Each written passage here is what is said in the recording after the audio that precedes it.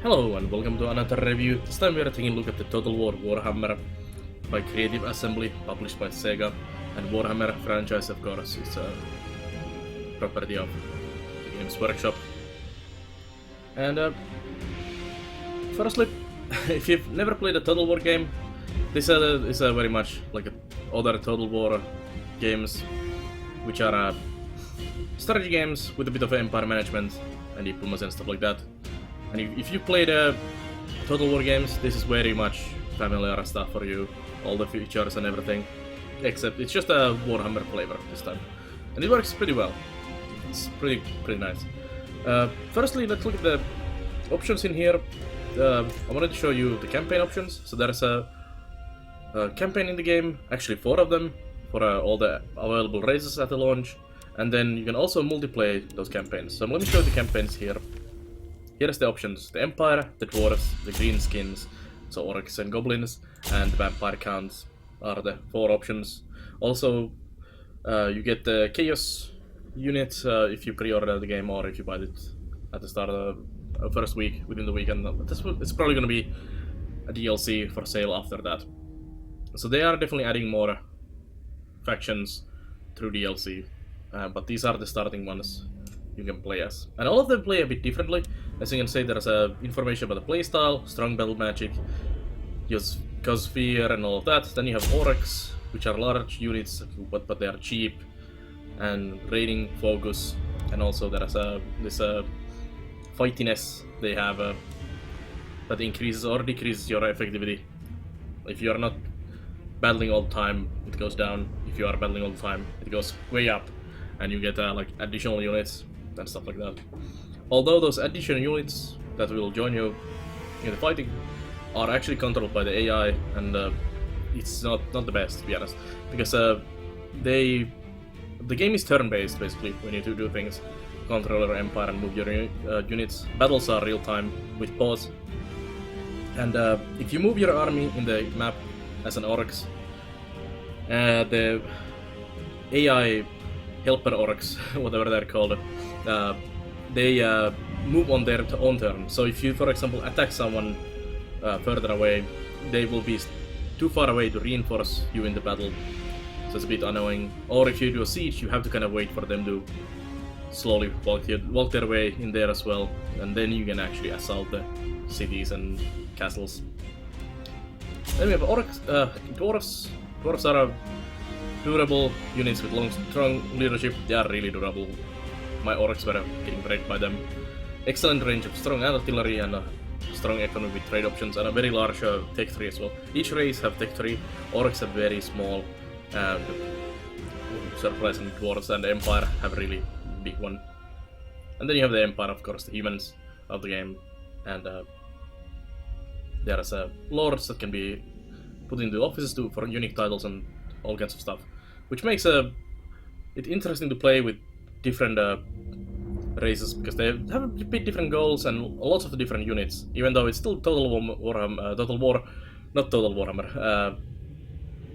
in the core of the gameplay. So if you've played like other more historical Total Wars, you have like cavalry and spear units and stuff like that. They still exist in this game as well, and they have that kind of rock paper scissors effectiveness against each other. And then you have victory conditions, objectives for each as well. And there's a short campaign version and there's a long campaign version for each of them with different goals. And these goals seem very, especially on the long campaign, there's a lot you need to do. But anyways, let's jump up back to the main menu, and I want to show you the multiplayer campaigns. So the multiplayer campaigns are basically the same. I'm gonna actually host here the test campaign. And in this, you play the same races.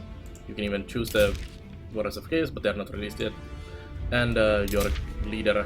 Each faction has 2 leaders to choose from. They're a bit different, but you can also hire the other leader during the gameplay later on. And in this 2-player campaign, you can play the campaign as a co-op, so you're playing with someone else, or you can go head-to-head, so it's kind of more a PvP type of a campaign. This is really nice addition to the game. I really like this option. being able to co-op or head-to-head. I'm not big a PvP player myself, but I could see myself playing this in a co-op with someone else. And let's jump out of there. Then on top of the campaigns, you also have quest battles, which are like set scenarios you can play with, and there's quite a lot of them in here, as you can see. I've actually completed one quest in here. And then we have custom battles, so you can just do a custom battle and do that with certain units and certain enemies, CPU, if you want to just train some fighting. And on top of that, also there's quick battle and multiplayer. It's just a match against each other instead of doing a campaign together or head-to-head.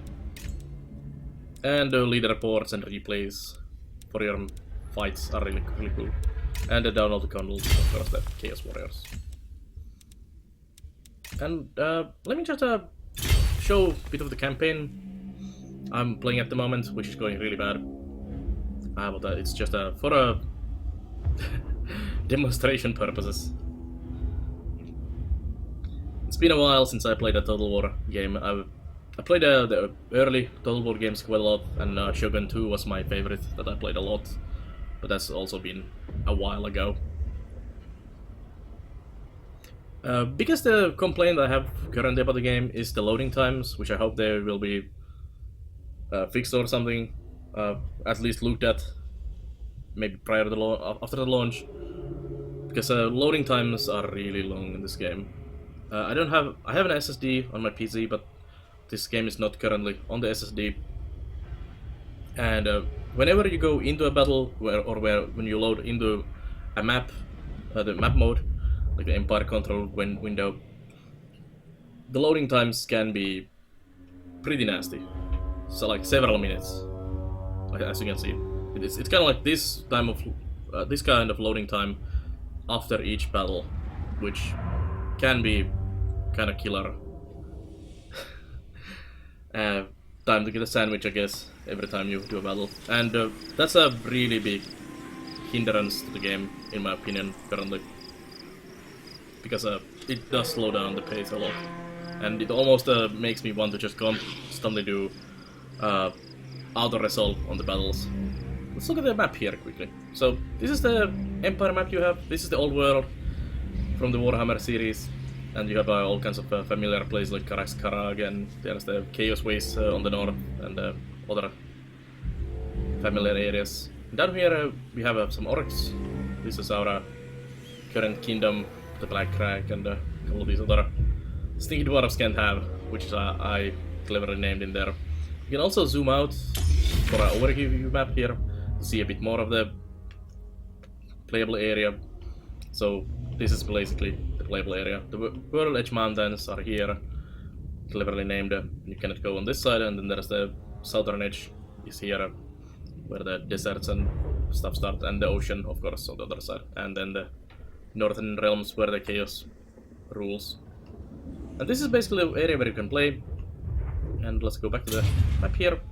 And in here you can move your units around. So just one of these armies. This is my leader, Grimgor Ironhide, with a bunch of orcs in there, and then another goblin group of mine.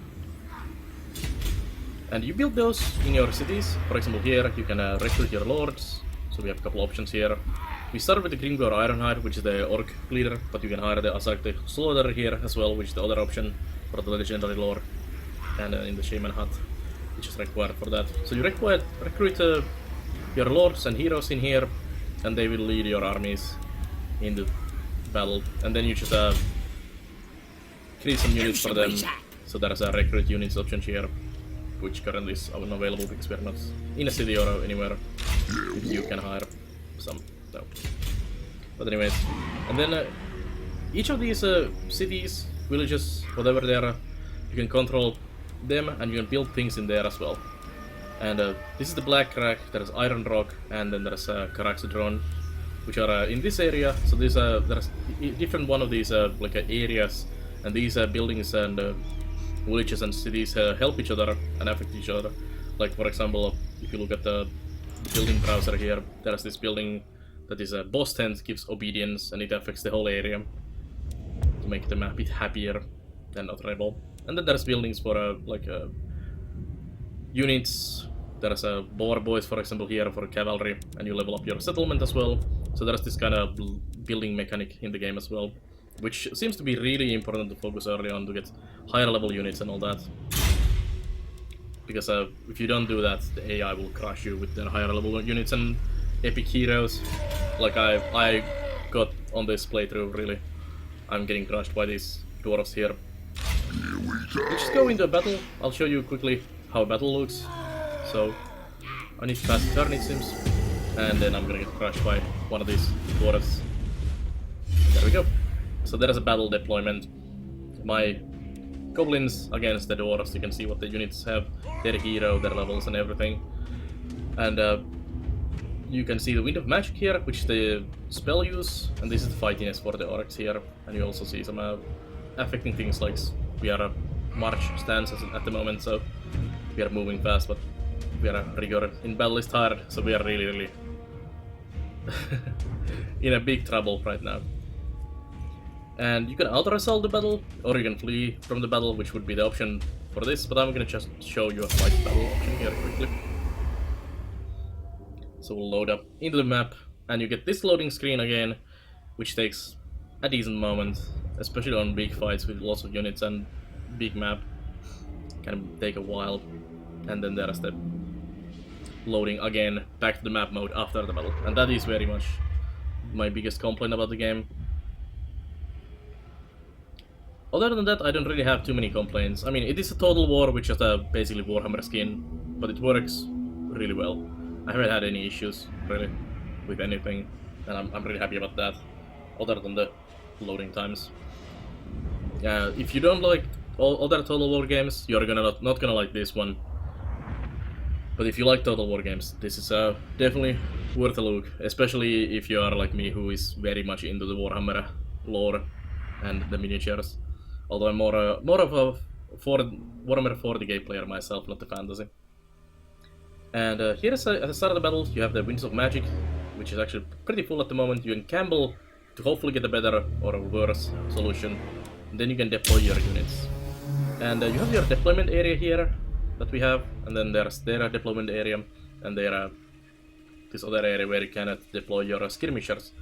So there's units that you can deploy outside your deployment zone. I'm just gonna move these out the way. You can deploy them better. So I'm just grabbing these and just put them there, like that. And then some Night Goblin archers. We'll have an archer line behind there. And some orc archers on the left side. And it's very flat field, nothing much here. There comes the dwarves. Let's just speed up a bit. I'm just gonna wait here for the dwarves to march at me, led by their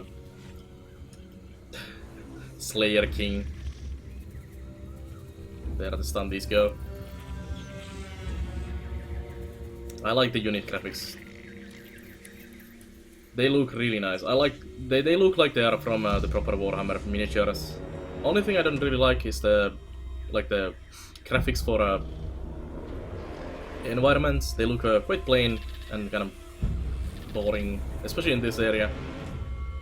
So we'll just have to survive that, and let's let them crush me basically. So normally you would maneuver your units, use your archers to shoot them, like here. And the flanking and attacking from behind is very big in this game. I'm just gonna charge at the Slayer King there with all of my troops. Not the best tactic. Let's quite leader in there as well. I'm gonna use a Scroll of Power for him, and we'll save the leadership ability. Actually, we can use it right now because my leadership is faltering immediately. So, not shoot into the melee, let's kill those guys. Seems my units are getting crushed. Combat is very tactical, even though this quick show doesn't really help at all. And there's a lot of mechanics to learn, like the flanking and everything, that you need to really look at. But it looks really awesome. It looks like proper Warhammer battles, and this is what I've been really looking forward for the longest time. To have like a proper Warhammer strategy battle game for fantasy. This reminds me a lot of the old Shadow of the Horned Wrath, how it looks. And I highly recommend checking this out. If you like Total War games and Warhammer, this is definitely worth a look. But remember that it is a Total War game. If you don't like Total War games, then you're not gonna be into this. There's my defeat. So you can save a replay of your fights and look at what you did wrong in there. And then we go back to the loading screen here, and where you can see your losses and information. But anyways, that's my quick look into the quick preview of the Total Warhammer. So check it out if you are into this kind of games. Otherwise, you probably will waste your money. And I'll see you guys next time. So thank you for watching. Bye bye.